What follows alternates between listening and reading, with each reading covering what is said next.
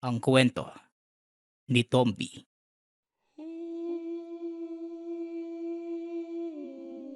Ang kwentong ito ay hango sa totoong buhay. Mula ito sa isa nating tagapakinig na itago na lang natin sa pangalang Danilo. Walang eksaktong taon. Probinsya ng Pampanga. Nakatira si Danilo kasama ang mga magulang maging ang nakababatang kapatid. Natawagin na lang natin sa pangalang Fabian sa lugar ng Pampanga. Hindi naman masyadong masagana ang pamumuhay nila. Sapat lamang ang trabaho ng kanilang mga magulang upang may mailapag sila sa mesa. Pati na rin ang makapag-aral silang dalawa. Maliit lang ang populasyon ng kanilang barangay noon. Ni hindi man lamang umaabot ng 100 ang mga tao sa lugar. Sa Pampanga na rin lumaki sila Danilo at Fabian. At ilang taon man ang nagdaan. Ngunit sariwang-sariwa pa rin sa kanyang isipan ang mga pangyayari na tila kahapon lamang nagdaan. Noong 10 taong gulang pa lamang si Danilo at si Fabian naman ay 8 taong gulang. Palagi silang sabay na umuwi galing sa eskwelahan. Nilalakad lamang nila ang pinapasukan kaya iwas gastos sa pamasahe. Pampublikong paaralan ang kanilang pinapasukan kaya walang bayad. Ang problema na lang ng mga magulang nila ay baon nilang pagkain upang hindi na sila bumili. Wala namang problema ang dalawa kahit walang baong pera.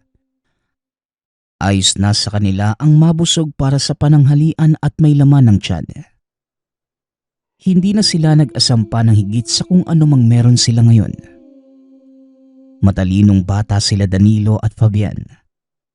Palagi silang nangunguna sa klase na siyang pinagmamalaki ng mga magulang. Mas nauunang matapos ang klase ni Fabian kaya doon na lamang siya sa gate ng eskwelahan naghihintay para kay Danilo. Kapag umuulan, pinapasilong naman ito ng guard sa loob ng guardhouse dahil kilala naman siya nito. Hanggang sa isang araw, kakatapos lamang ng klase nila Danilo, mabilis itong nagligpit ng gamit upang mapuntahan si Fabian sa may gate upang makauwi na. Medyo makulimlim at mukhang malakas ang paparating na ulan. Nang matapos makapagligpit ay tumakbo na ito papunta sa gate. Inaasahan niyang naroon ang kapatid at naghihintay sa kanya. Ngunit nang makarating ito ay hindi niya nakita ang kapatid. Wala yun sa pwesto kung saan palaging tumatayo o umuupo. Wala din ito sa loob ng guardhouse. Amang Ernesto, nakita niyo po ba yung kapatid ko? Wala po siya dito eh. Dito siya nag-aantay kapag uwian dahil palagi kami sabay umuwi. Tapos na po ba yung klase nila? Tanong ni Danilo. Danilo iho. Oo, kanina pa sila pinalabas ng guro nila. Yung iba nga, sinundo na ng mga magulang eh. Halos 10 minuto na nga nung pinalabas sila. Kanina yung kapatid mo nandito lang. Pero may dumating na lalaki at sinundo si Fabian eh. Dugo ni Mang Ernesto. Lalaki po? Sino po ba? Kilala niyo po ba yung lalaki? Ang alam ko po kasi may trabaho si tatay ngayon eh. Siya lang yung kilalang lalaki ni Fabian maliban sa akin. Namumukha niyo po ba yung lalaki? Sagot ni Danilo. Hindi iyo eh. Nakasombrero kasi ng itim. Natatabunan ng mukha niya eh. Hindi ko na tinanong kung sino kasi kung kinausap niya yung kapatid mo. Mabilis na sumama naman si Fabian. Kaya akala ko, kakilala niyo kaya inayaan ko na lang. Ganun po ba? Sige po, mauuna na lang po akong umuwi. Baka naroon na po si Fabian. Baka nga po tatay ko yun. Kasi wala namang ibang kakilalang lalaki sa Fabian maliban sa aming dalawa ni tatay. Sige po uwi na po ako. Salamat po Mang Ernesto. O siya sige, mag-iingat ka sa daan mo iho. At baka may masamang mangyari sa'yo. Umuwi ka kagad ha. Huwag na dumaan sa kung saan saan. Sige po, Mang Ernesto. Salamat po sa paalala. Mag-iingat rin po kayo. Huling wika ni Danilo bago tuluyang tumalikod at naglakad palayo. Malakas ang kabog ng dibdib niya habang naglalakad. Nag-aalala ito na baka may masamang nangyari kay Fabian. Mas binilisan niya ang paglalakad upang mabilis na makarating sa tahanan. Nang makapasok, kaagad niyang pinuntahan si Nanay Felicia at nagmano. Nay, nandito na po ba si Fabian? Wala kasi sa gate ng eskwelahan nung pinuntahan ko kanina eh. Tanong ni Danilo.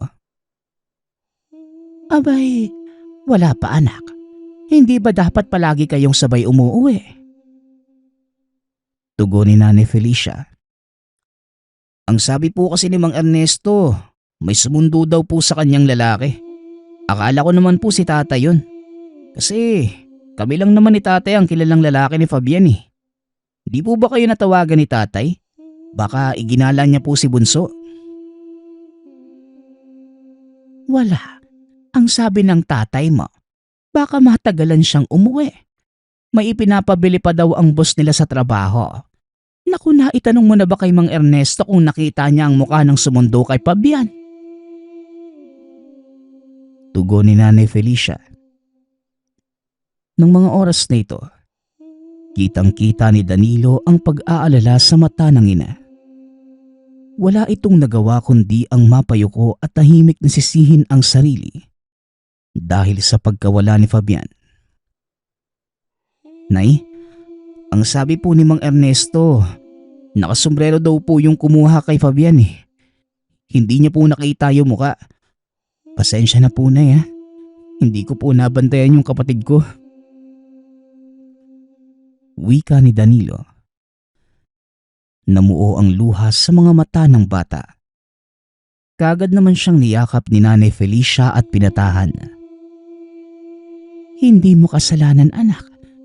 Sige na't magpahinga ka muna doon. Pupunta lang ako sa paaralan ninyo. Baka sakaling bumalik doon si Fabian at inakala niyang hindi ka pa nakakauwi. Sige na, hintayin mo na lamang ang tatay mo dito. Ilak mo ang pinto pag alis ko ha. Huwag mong pagbubuksan ng kahit sino na hindi mo kakilala. Wika ni Nanay Felicia. Tanging pagtango na lamang ang naisagot ni Danilo dahil abala siya sa pagpahid ng luha. Nanginginig na rin ang buo niyang katawan nang maisip na nawawala ang kapatid at baka tuluyang hindi na ito makita. Ilang minutong naging mag-isa si Danilo sa bahay. Nakapagbihis ng pambahay at kasalukuyan siyang nakaupo sa sala. Inaantay ang pagbabalik ni Felicia. Umaasa na pagbalik nito ay kasama na si Fabian. Ngunit nang makabalik si Nanay Felicia, puno ng lungkot at pag-aalala ang mukha nito. Hindi rin nakita ni Danilo ang kapatid na kasama ng ina. Tamang-tama namang dumating na si Tatay Dante. Nakitang nakaupo silang dalawa. Anong nangyari sa inyo? Bakit parang ang lungkot naman ng mga mukha nyo? Danilo, parang nga pala sa'yo anak. Regalo ko dahil nangunguna ka na naman sa klase nyo ngayon. Pagbutihin mo pa ha. Wika ni Tatay Dante. Tinanggap ni Danilo ang bigay ng ama. Nakayuko at muling umupo bago magpasalamat. Nasaan nga pala si Fabian? May dala nga rin pala ako para sa kanya. Kasi alam nyo naman na nasa dugo talaga natin ang pagiging batalino. Nasaan ba si Fabian? Fabian anak! Wika ni Tatay Dante. Dante, nawawala si Fabian. Ang sabi ni Danilo, paglabas niya sa klase nila wala na si Fabian sa gate. Ang sabi naman ni Mang Ernesto, sinundo siya ng isang lalaki. Hindi na daw pinigilan ng guard kasi ang akala niya, ikaw ang sumundo. Nakasombrero daw kasi kaya hindi nila nakita ang muka. Tugon ni Nanay Felicia. Doon na tuluyang bumuhos ang luha ni Nanay Felicia. Napayakap kay Tatay Dante. Sinubukan niya namang patahanin si Nanay Felicia. Tana mahal, halika, pumunta tayo sa polis. Baka mahanap pa nila si Fabian. Danilo anak, dito ka lang muna at kumain ka na dyan ha. Magpahinga ka na. Ilak mo ang pinto at dadalhin na lang namin ang susi para makapasok kung sakaling tulog ka na. Wika ni Tatay Dante. Tay, sasama po ako. Alam ko naman pong may kaunti akong kasalanan kung bakit nawawala ang kapatid ko eh. Kaya payagan niyo po sana akong sumama sa inyo. Wika ni Danilo. Nilapitan siya ni Tatay Dante at hinawakan sa balikat. Anak, wala kang kasalanan. May mga masasamang loob lang talaga sa mundo na hindi natin maiwasan. Nagkakalat sila sa buong bansa kaya wag mong sisihin ang sarili mo. O siya sige, sumama ka sa amin. Ayusin mo muna ang sarili mo ha. Tugon ni Tatay Dante. Pinunasan ni Danilo ang luha sa mga mata. Saka sila sabay na lumabas ng tahanan. Nang makarating sa police station ay hindi tinanggap ng pulis ang kanilang report. Wala pa kasing 24 na oras ang pagkawala ni Fabian. Kaya hindi pa maaaring ituring na talagang nawawala. Nanlulumong umuwi silang tatlo. Ilang araw, linggo, buwan at taon ang lumipas. Hindi na nila muli pang nakita si Fabian. Nasa puso pa rin ni Danilo ang pagkawala ng kapatid. Hindi niya pa rin maiwasang sisihin ang sarili dahil sa mga nangyari. Ang sabi niya kung sana lang maaga siyang nakapunta sa gate, baka naabutan pa niya si Fabian. Malapit nang magtapos ng high school si Danilo na mga sandaling ito. 1 taon na lang ay kolehiyo na siya. Maraming taon ang nagdaan pero tila kahapon lamang nawala si Fabian. Hanggang sa isang araw, may bagong lipat silang kapitbahay. Si Hilda. Isa itong doktor sa malapit na ospital sa kanila. Mabait naman si Aling Hilda sa lahat ng tao na nakakasalamuha. Kaya naging malapit siya at ang mga magulang ni Danilo. Ang asawa nito ay nasa labas ng bansa. Hindi pa nila nakikita ang kinakasama. Ngunit nagpapadala naman ng pagkain na siyang natitikman din nila Danilo dahil magkapit-bahay lamang sila. Isang araw habang papauwi si Danilo, napansin niya ang isang aso na kulay puti. Nakasunod lamang ito sa kanya. Natakot pa nga siya na baka habulin siya nito kaya naging kalmado lamang ang lakad. Hanggang sa makarating sa tahanan, hindi siya tinantana ng aso. Nakasunod pa rin sa kanya. Ngunit nang pumasok siya sa gate ng kanilang bahay ay doon ito umupo at nakatitig lamang sa kanya sa mismong harap ng gate. Mabilis na pumasok si Danilo sa tahanan. Mano po tay? Nga po pala, may sumusunod po kasi sa aking aso. Ewan ko po ba? Bakit siya nakasunod? Nandyan po sa labas ng gate natin oh. Di ko na po pinapasok baka tumahi lang dyan sa loob eh. Wika ni Danilo. O nasan ba? Wala ba yung may-ari? Titignan ko lang ha. Tugon ni Tatay Dante bago lumabas ng tahanan. Pagkabalik niya ay karga-karga niya ang aso. Alagaan na lang natin. Mukhang ayaw talagang umalis eh. Wala naman akong makitang tali o address. Para sana may saole natin. Wika ni Tatay Dante. Sigurado ka bang kaya nating alagaan yan ngayon, mahal? Ayos lang naman sa akin. Sa'yo ba, Danilo? Ayos lang ba? Tugon ni Nanay Felicia. Oo naman ay. Alam niyo namang dati ko pa gusto ng alaga eh. Mula na kasi yung dati kong inaalagaan. Tugon ni Danilo na siyang ikinatahimik ng kanyang mga magulang. Ngunit kagad itong bumawi nang mapansin ang epekto sa sinabi. Akin na nga yan, tay. Papaliguan ko muna.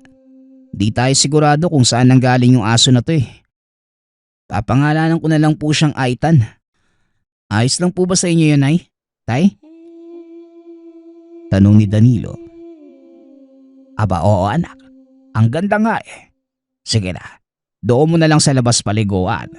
Maliit ang banyo natin. Baka maglikot yan kaya mas mabuti nang doon na lang sa labas. Tugon ni Tatay Dante.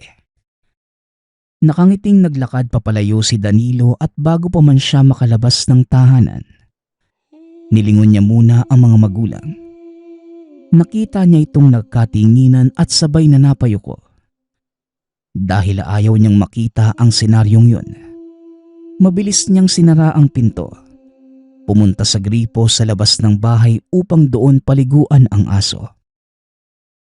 Hindi naman makulit ang aso. Hindi rin ito masyadong malikot, kaya naging madali para sa kanyang paliguan. Sa mga ilang linggong nagdaan, naging malapit si Danilo sa aso. Mabait at hindi na kailangan pa ng tali kapag umaalis. Kapag tinawag mo naman ang pangalan nitong Aitan, kagad itong lalapit na tila alam nito ang kanyang pangalan. Hanggang sa isang araw, habang papauwi si Danilo galing sa eskwela, naabutan niya ang asong nakaupo at nakatitig sa tahanan ng kapitbahay nilang si Hilda. Tahimik lamang itong nakaupo na tila may inaantay. Nang makita siya nito ay mabilis itong tumakbo papunta sa kanya. Tumatahol saka nagpabalik-balik ang tingin sa bahay. Sinubukan niyang iuwi ito, ngunit ayaw sumama at talagang nananatili lang sa harap ng bahay ni Hilda. Maya-maya pa, lumabas ang ginang na may dalang isang itim na bag at nakamask pa. Malakas siyang tinahulan ng aso na tila naghahamon ng away, kaya mabilis na kinarga ni Danilo ang aso. Mrs. Hilda, pagpasensyahan niyo na po yung aso ko ha. Ewan po nga ba dito eh, kanina pa po siya nakatitig sa bahay niyo. Pasensya na po ulit ha. Wika ni Danilo. Ay naku, walang problema iho. Sanay na akong tinatahulan ng mga aso. Maniwala ka man sa hindi. Maraming beses ko nang naranasan yan. O sige na, ayos lang ako iho. Wika ni Aling Hilda. Nagpasalamat naman si Danilo at tuluyang naglakad papasok ng tahanan. Ilang araw ang lumipas, bigla na lamang nawala ang kanilang aso. Kahit saan sila maghanap ay hindi nila ito nakikita. Sinubukan na rin nilang ipagtanong-tanong sa kapitbahay, ngunit wala talagang nakakita.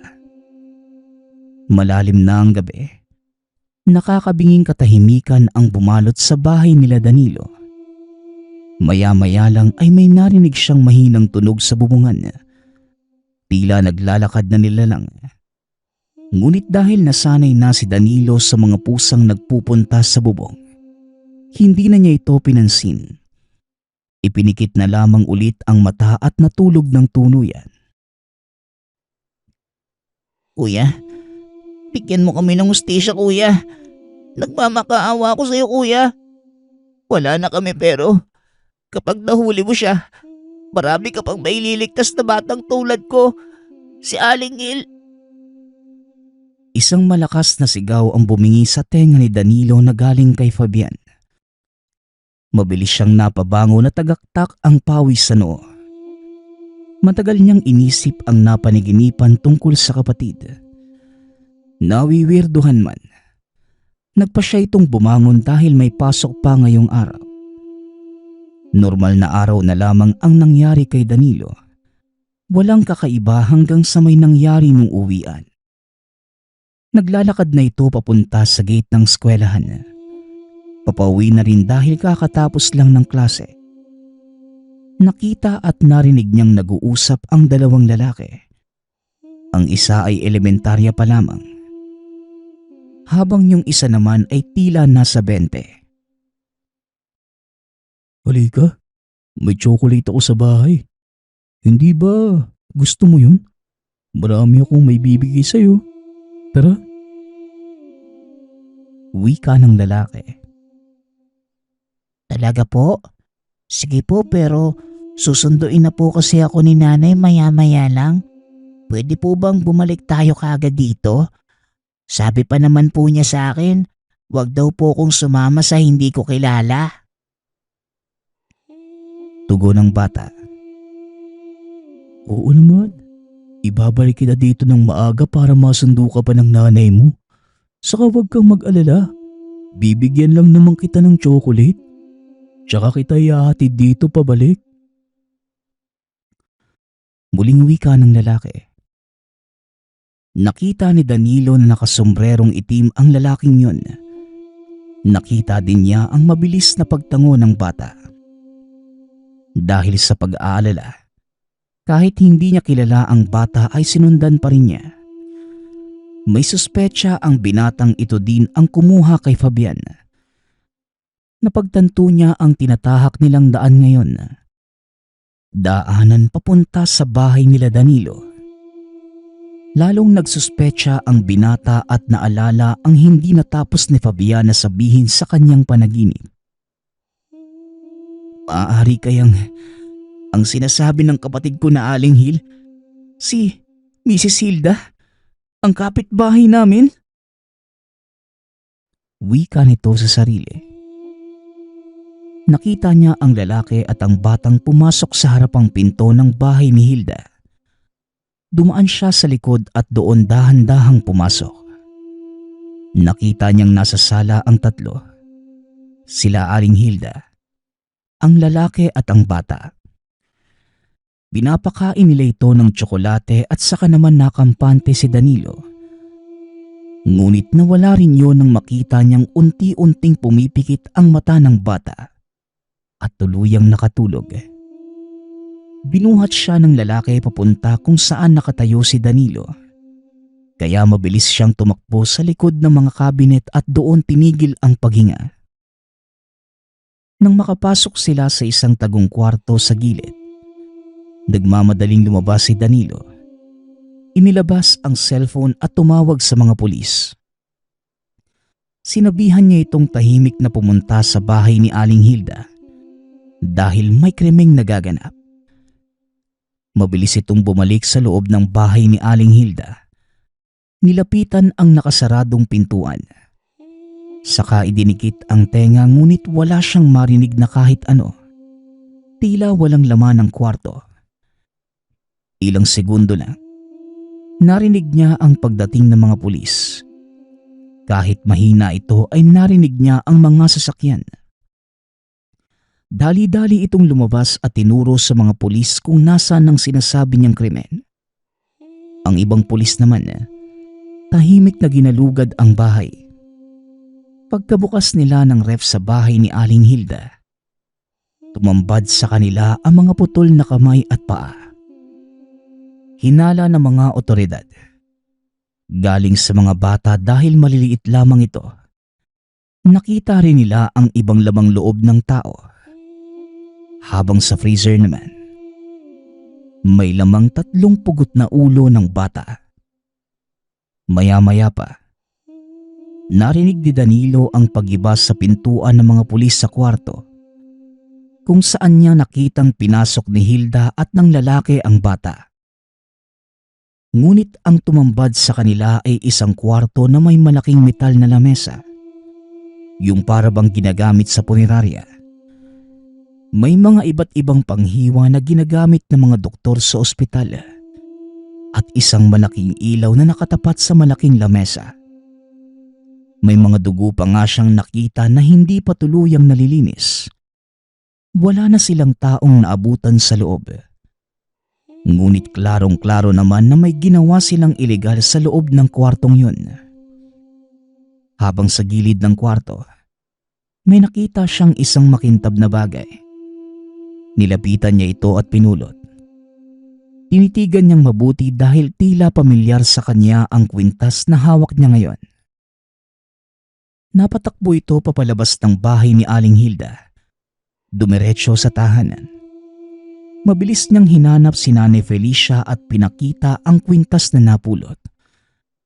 Nang mga oras na yon, nasa trabaho pa si Tatay Dante.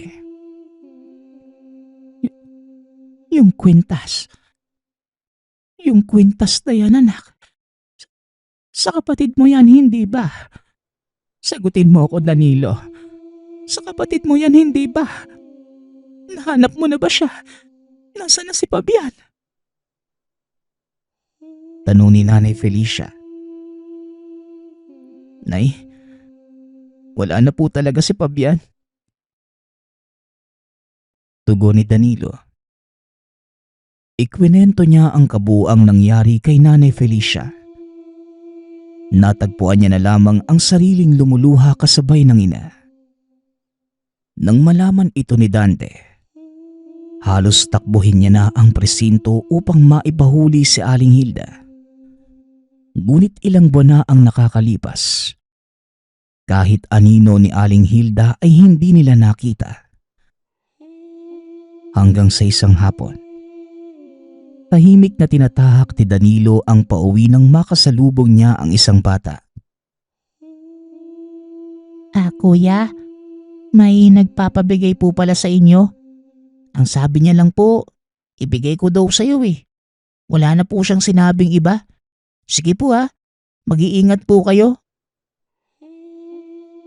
Wika ng bata. Matapos pasalamatan ang bata ay kinuha niya ang sobre. Umuwi na muna bago niya binuksan. Naupo ang binata sa sala. Sa kanya lamang tinignan ang laman ng sobre at isa itong sulat. Nais ko lamang mapalagay ang loob niyo nang hindi niyo nahanapin pa ang mga nawawala. At nais ko ring pasalamatan ang nanay at tatay mo sa pagkaing inihandog nila sa akin. Masarap ang kapatid mo. Matapos ko siyang kainin ng hilaw ay talagang natakam ako. Bala ko pa sanang isama ka. Ngunit masyado na yata akong masama. Kung matitikman niyo lang sana ang karne ng isang tao, baka maintindihan niyo kung saan ako nanggagaling. Wala na ang kapatid mo at wag na kayong mag-abalang hanapin pa siya. Dahil matagal ko na siyang naging pagkain. At kung nagtatanong kayo, hindi ako tao, Danilo. Isa kong engkantong kailangang kumain ng karne ng tao upang mas lalong lumakas. Mabuti na lamang at pinigilan ako ng kampong ko. Kung maaalala mo yung puting asong inalagaan niyo, siya ang pumigil sa akin. Pinigilan niya akong kunin ka at kainin. Dahil nasa batas namin na hindi kami maaaring kumain ng tao sa parehas na pamilyang nakainan namin. Labag yun sa batas at maaari kaming mamatay.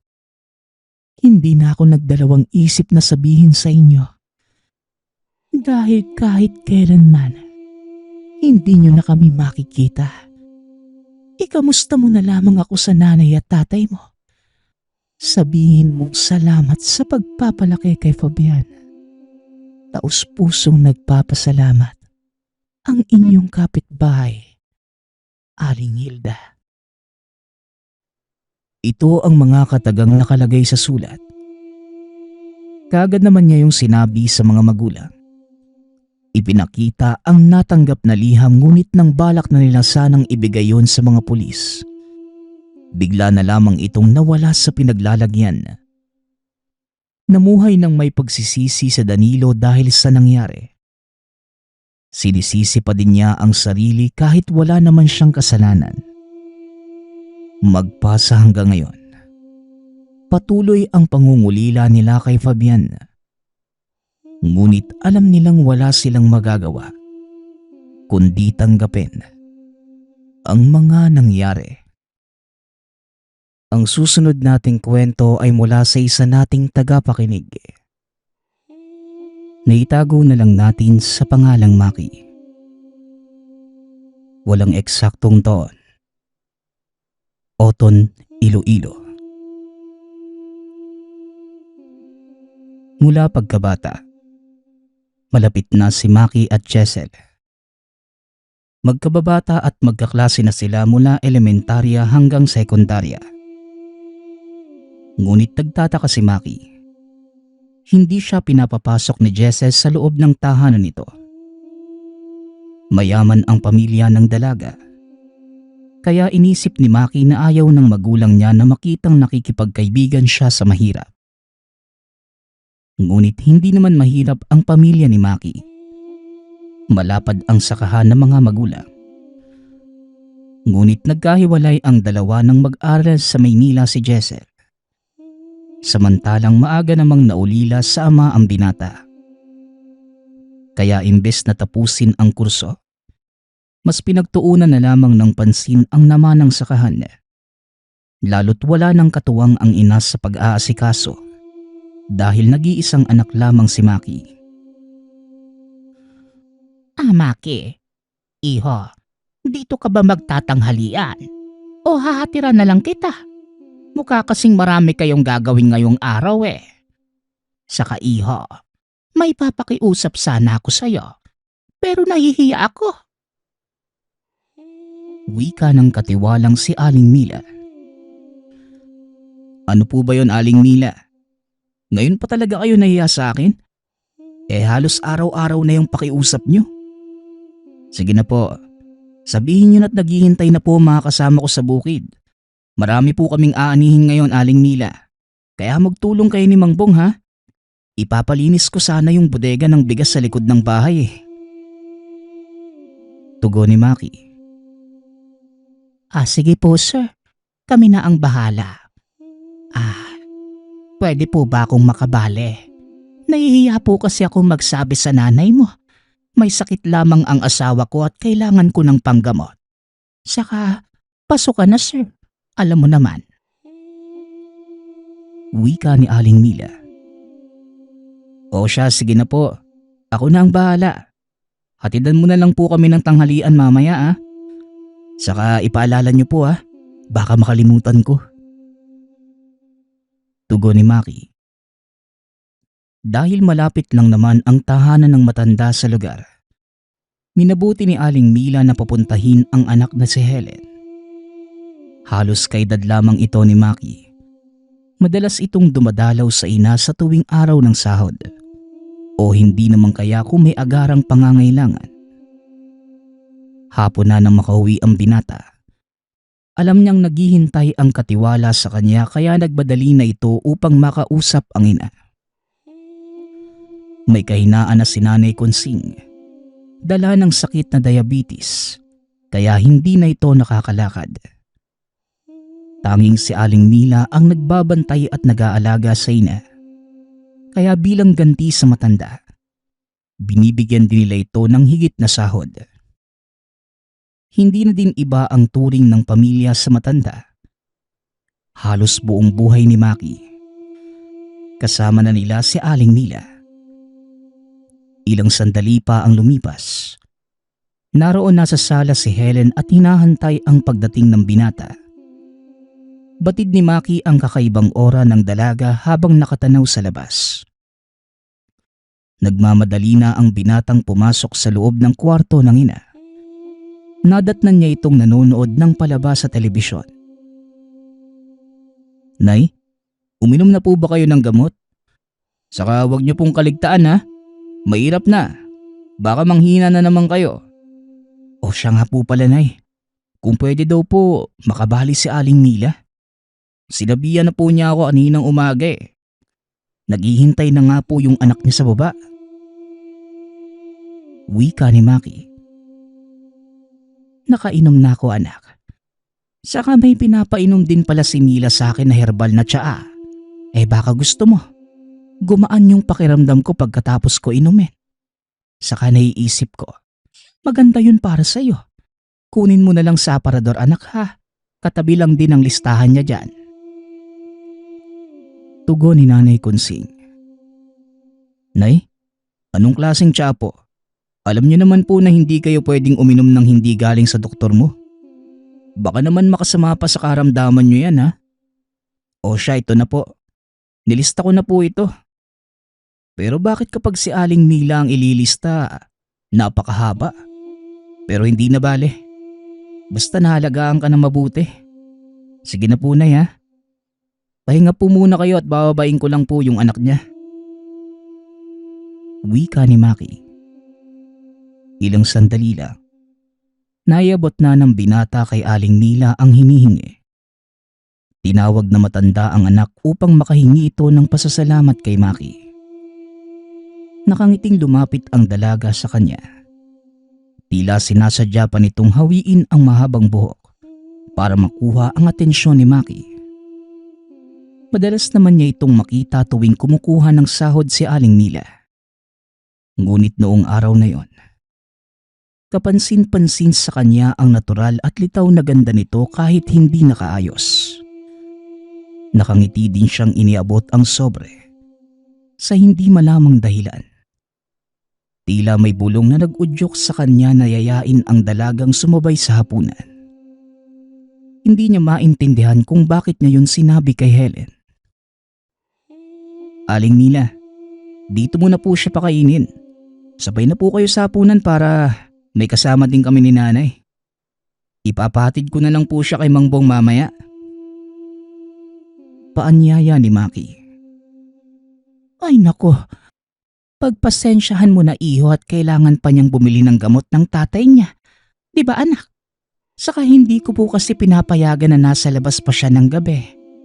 Alam niyo naman po ang panahon, hindi natin hawak ang utak ng nasa paligid natin. Tugon ni Aling Mila. Ganun ho ba? Sige po. Siya nga pala, Aling Mila. Bago ko makalimutan, nagsabi pala si Nanay na ginagawan mo daw siya ng masarap na tsaa. Pwede po bang malaman kung anong klase? Tanong ni Maki. Habang nag-uusap ang dalawa, nagpaalam na ang dalaga na mauuna na. Nakangiti lamang ito kay Maki na tila nangungusap ang mga mata. Mariing nakatitig sa binata. Hinatid lamang ito ng tingin ni Maki habang papalayo sa tahanan. Napabuntong hininga ng mahina nang mapansin na kaharap niya pala ang ina nitong nakangiti din sa kanya. Pinakita ni Aling Mila kung paano nito ginagawa ang tsaa. Napatango na lamang si Maki nang makita yon. Nagpasalamat ito sa patuloy na pagtulong sa kanila ng matanda. Mabilis na lumipas ang araw. 2 linggo matapos ang tagpong iyon. Umaga ng Sabado, kasama niya si Mang Bong para maghatid ng bigas sa suking tindahan. Habang nagbababa ng sako ng bigas, merong napansin na pamilyar na tao si Maki. Binitawan niya ang ginagawa at sinunda ng tingin ang nakita. May kasama itong bata na sa tansya niya, 5 taong gulang pa lamang. Nang masigurado kung sino yon, hindi naman siya nagdalawang isip na batiin ito. Nagkagulatan pa ang dalawa dahil sa hindi inaasahang tagpo. Nakatingin ito sa kanya na tila malungkot. Maki, kamusta ka na? Saan ka nagtatrabaho ngayon? Aba, mukhang marami kang ginagawa ah. Bungad ni Jessel. Ikaw na ba yan? Mang Bong, iilang sako na lang po, kaya niyo na po ba? Sasamahan ko lang po itong kaibigan ko. Bili ni Maki sa matanda. O siya, sige po. Kaya ko na po ito, sir. May taga-alalay naman sa loob. Sir, kilala ko po yan ah. Dati niyo pong kasama dati. Di ba po? Sige na po. Huwag niyo na po kong alalahanin dito. Kaya ko na po ito. Wika ni Mang Bong. Maraming salamat, Mang Bong, ha.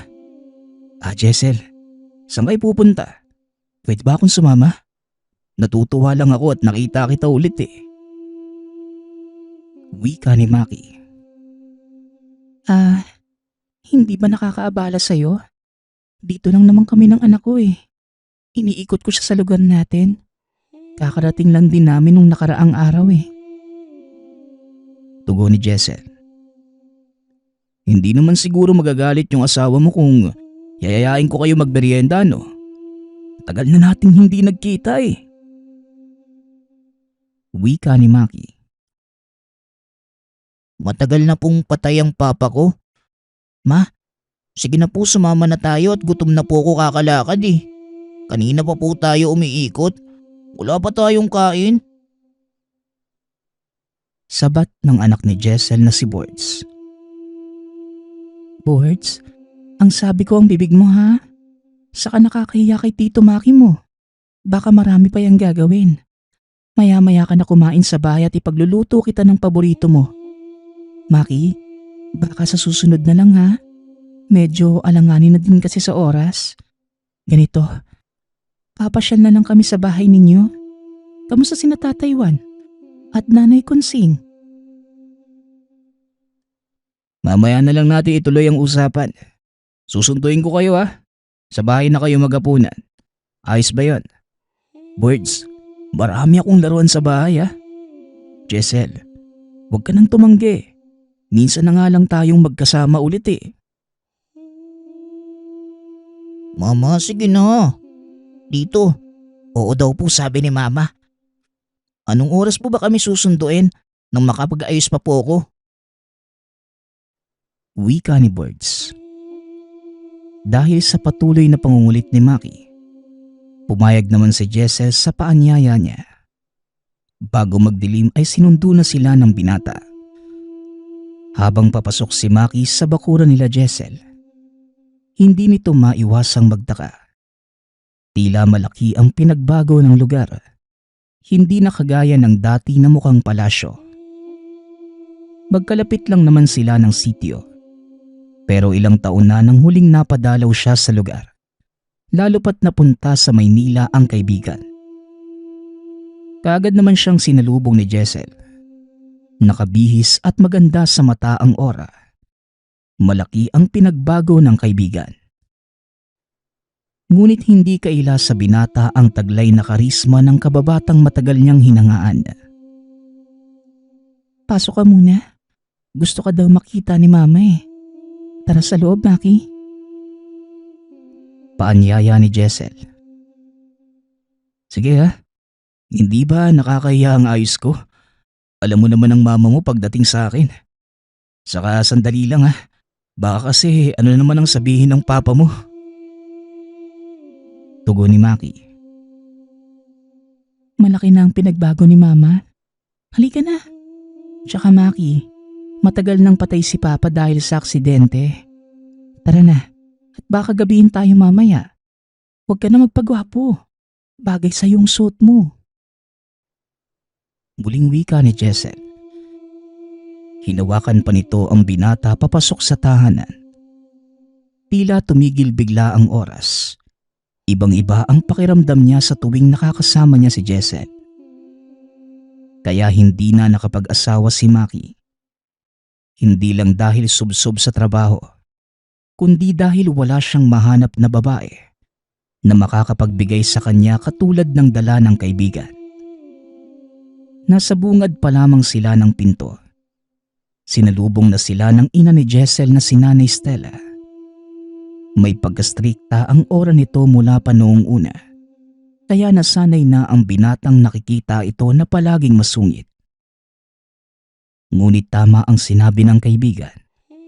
Nagbago na ang ugali ng ina. Masaya na ang itsura habang nakikipagkamay sa kanya. Ngunit napansin ni Maki na biglang nagbago ang itsura nito.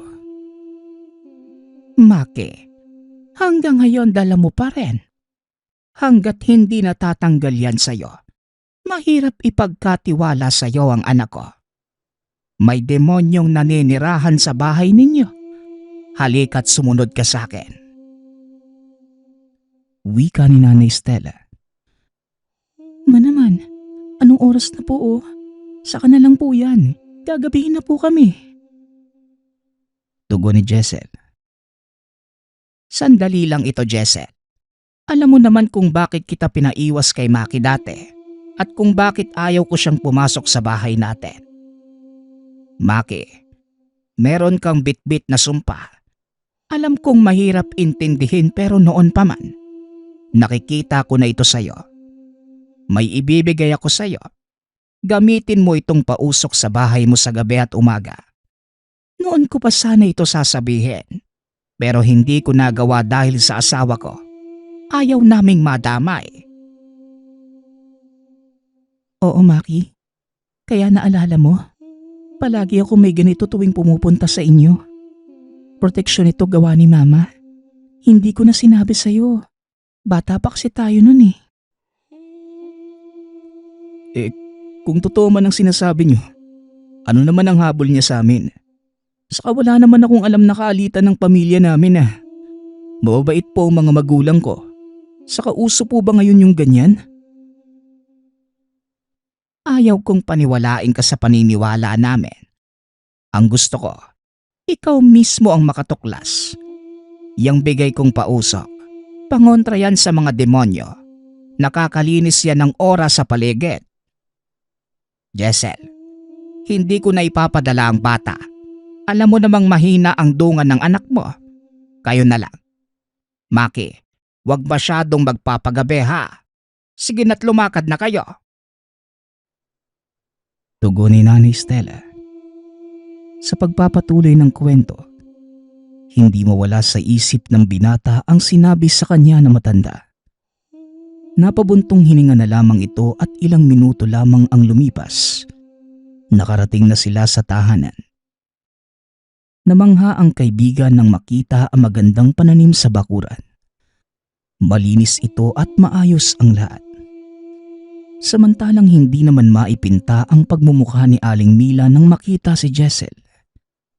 Nilapitan niya ito at binate.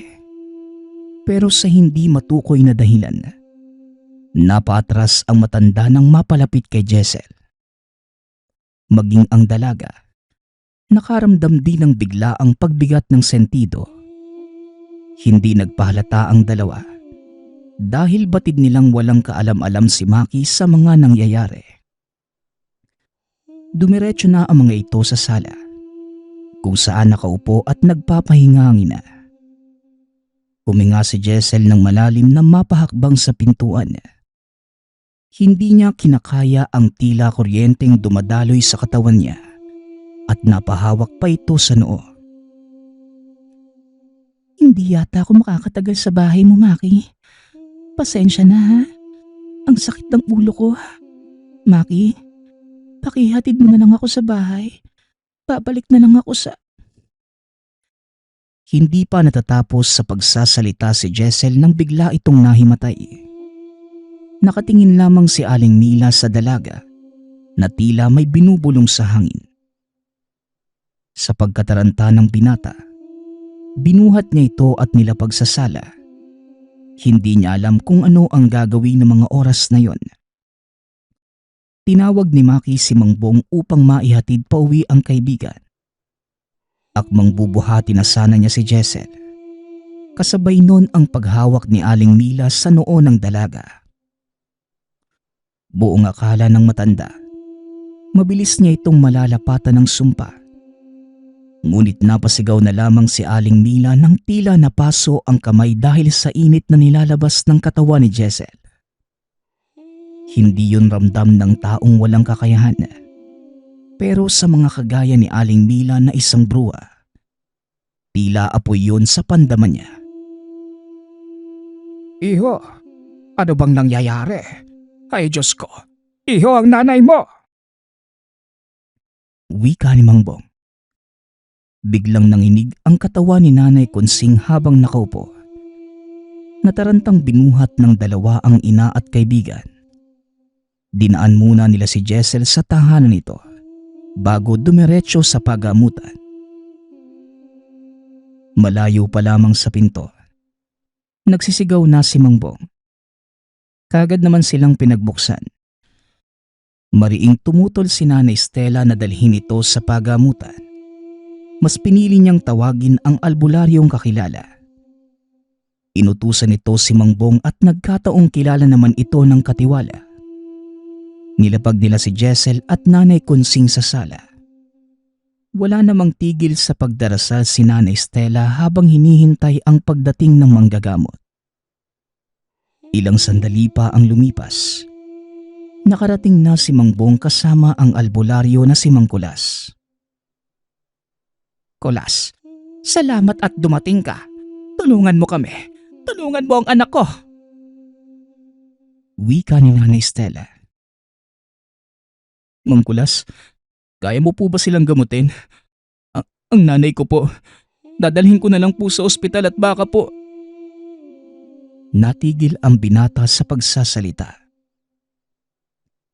Iho, matagal nang naninirahan ang bruha sa pamamahay niyo.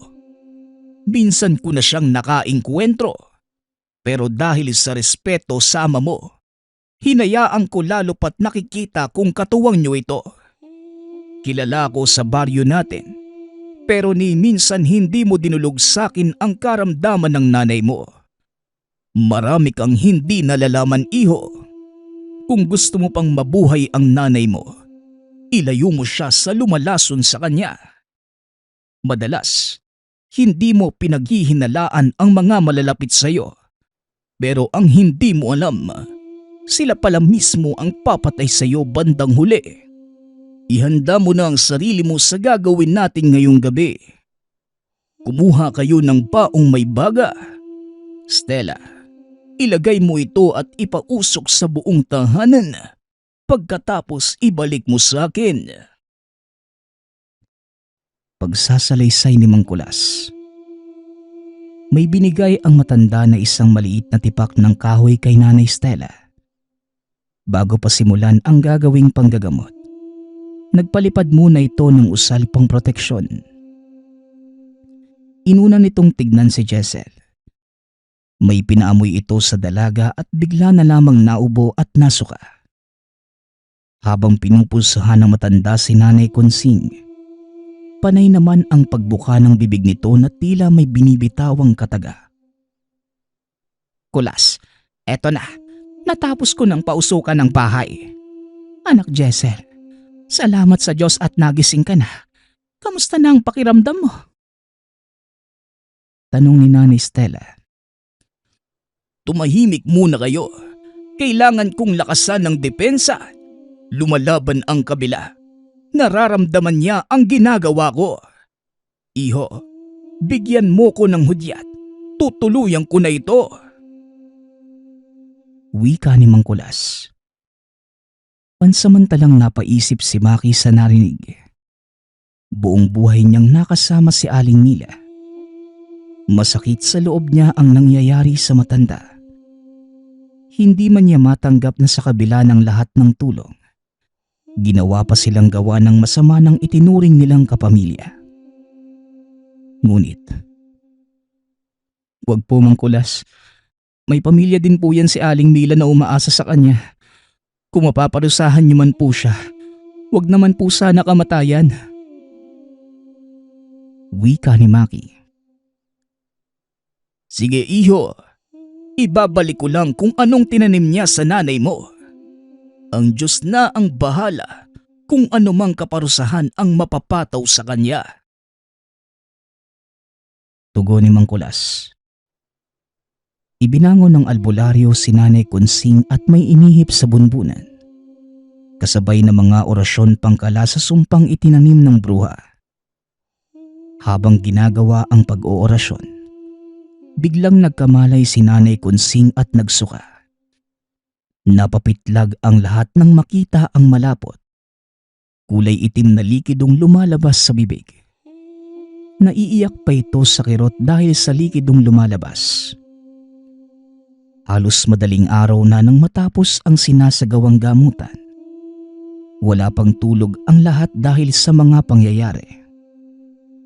Hindi na muna pinauwi ng albularyo si Nanay Konsing sa tahanan dahil kailangan pa nito ng ilang araw na gamutan bago tuluyang mawala ang pinainom na lason. Laking pasasalamat naman ni Maki sa nangyari.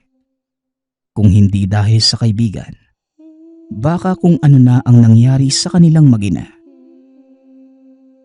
Bago magtanghali, umuwi na ito ng tahanan kasama si Mang Bong. Hindi na nila nadatnan sa bahay si Aling Mila. Doon pa lamang nila nakita ang silid nito na may mga marka ng guhit sa sahig.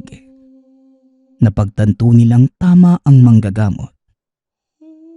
Ilang araw pa ang lumipas matapos ang insidente. Nakibalita sila sa mga kababaryo tungkol kay Aling Mila. Marami pala silang mga kababaryo na nakaranas ng pagkademonyo ng mag-ina. Pero sa kasamaang palad, may nakapagsabing umuwi na ito ng Samar kasama ang anak. Hindi nila alam kung ano ang nangyari. Bigla na lamang lumisan ang pamilya ni Aling Mila. Hindi na din nagsalita pa si Maki patungkol sa mga nangyari. Pinapanalangin na lamang nila na hindi na sila maabot pa ng sumpa ni Aling Mila. At wala naman silang nagawang kasalanan sa mga ito. Makalipas ang ilang buwan, nakalakad muli ang ina sa tulong ng panggagamot ni Mang Kulas. Hindi pala diabetes ang dahilan sa panghihina ng ina, kundi unti-unti itong nilalaso ng bruha. Laking pasasalamat ang ibinigay nila sa pamilya ni Jessel. Hindi naglaon, nagkatuluyan ang dalawa. Matagal na pala silang may gusto sa isa't isa. Ngunit nagkakahiyaan pang umamin. Sa kasalukuyan, hindi na nagbunga ng pangalawang anak ang pagsasama ni Jessel at Maki. Habang si Borge naman, kasalukuyang seaman. Nailahad ang kwentong ito upang ibahagi ang hindi malilimutang pahina ng buhay ni Maki. Noong kasama pa ang itinuring na kapamilya, na isa pa lang, bruha. Nagpapasalamat nga pala ako sa nagpadala ng ating kwento. Naway nagustuhan niyo ang inyong napakinggan. Nagpapasalamat din ako sa lahat ng patuloy na nakikinig at sumusuporta sa ating channel. Naway patuloy niyong suportahan at pakinggan ang ating mga kwento. Hanggang sa muling pakikinig. Paalam.